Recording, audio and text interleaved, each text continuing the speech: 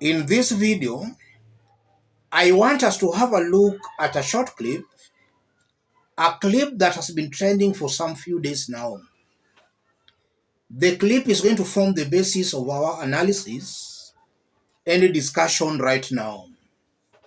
But before we do that, let me say this. Ruto has been in power for about 1 year now. And it's true, the 1 year, Kenyans have suffered seriously, both psychologically and even financially.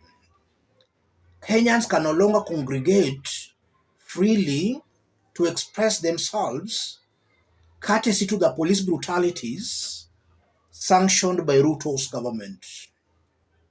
So that democratic space is being curtailed. Financially, very many Kenyans have lost their jobs, and more are still losing their jobs. Industries are collapsing, courtesy to William Ruto's policies. Students and children from poor backgrounds can no longer afford college and university education because the government has increased school fees in those institutions. And even secondary education is now becoming unaffordable for a majority of households in the country. As that is happening, we are seeing a government that is very insensitive to the plight of Kenyans. Those who dare raise such issues are being threatened and being dealt with thoroughly. They are being dealt with thoroughly. If you look at the about 1 year Ruto has been in power, he has borrowed well over 1.5 trillion Kenya shillings. 1.5 trillion has been borrowed. Taxes have been increased, but no development. And for Kenyan students who have been lucky to finish their education, they are not getting jobs. And some are even being conned by the same government that should be solving their problems. Have a look at this short clip before we proceed. God of all campuses, God of all universities, usiache mafreshers wapitie kitu tushaipitia. I mean, unapiga simu home kuambia madhe nisaidie na 50 bob nikule lunch. Jua hata saba sikukula jana na hata breakfast tu nimekula maji. Nimekunywa tu maji nikalamba chumvi nikaenda daro. Madhe anakukopa, madhe anakuambia ni hata ndugu zako hawajakula. Ndugu yako mdogo ni mgonjwa, nimetoka kumuombea dawa kwa neighbor. Amepewa APC, dawa ametoka kuombewa. Hizi ni tears of joy. Kwa nini? Kwa sababu namaliza campus niende ushago kukaa na mama yangu. Labda tutapiga kibarua wote. Tukienda tulimie mtu shamba, tupewe 250 bob. Na mi 250, itakuwa ni 500, utasaidia my other brothers. Hizi degree zetu zimeshakuwa useless. Hakuna mtu ana kazi nazo. Tukikaa mtaani tujaribu hata kubaki long holiday, kama sasa tuko long holiday, tujaribu kubaki huku. Wase washatuita waizi kwa sababu wanajua ma-comrades ni waizi. Nani ashai kuja katuuliza tunaibaga kwa nini? Nani ashai kuja katuuliza mbona unyoi nywele, mbona uchani? Utaenda kunyoa nywele na una hata food ya kukula. Ukipoa hiyo so utaenda kunyoa kinyozi ya swama utakula kwanza.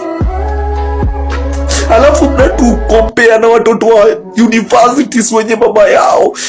Na mama yao ndio mkurugenzi wa hiyo kampuni yenye tunapeleka CV. Mtoto mwenyewe uchana nywele anapelekwa mpaka facials, do scrubbing, anafanywa everything.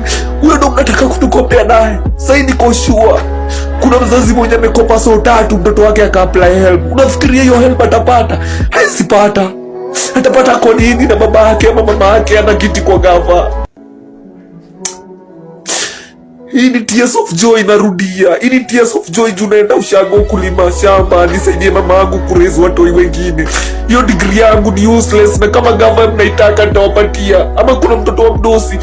Kuna mtoto wa mdosi nitamuzia tu, hata akitaka nitampea free. Juu hata ikikaa kwa nyumba nitakuwa na roho mbaya kukaa nayo. Yes. That's the situation in the country.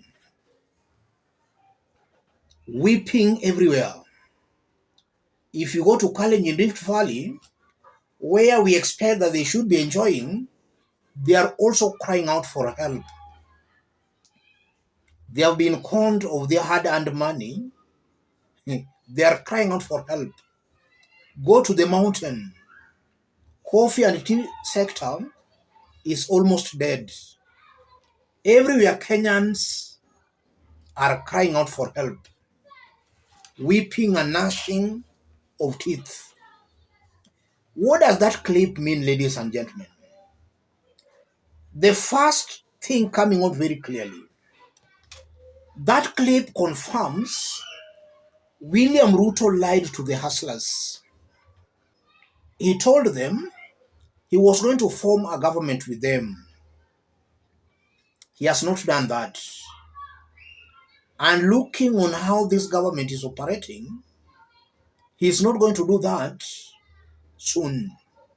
So Kenyans are still going to suffer even more. That clip confirms that. And then secondly, that clip confirms that Kenyans, the rate of unemployment in the country might be going up. And I'm saying that because already Ruto's government has done away with kazi mtaani, an economic activity that was helping some Kenyans, most of the hustlers, to put food on the table. Immediately William Ruto came to power, he did away with that.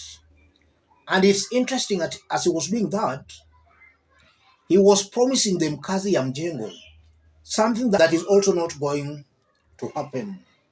So the rate of unemployment in this country is going up. And then thirdly, that clip goes on to confirm that Ruto has pushed Kenyans to the wall. Kenyans are now becoming hopeless. Yes, Kenyans are now becoming hopeless. Ruto has pushed them to the wall. The impact of that is that crime is most definitely going to increase. If we have very many of our children who are out of school but they can't get jobs, it's a fact that they can indulge themselves into some illegal activities. So we are most definitely going to see crime increasing in this country. Courtesy again to William Ruto's bad policies.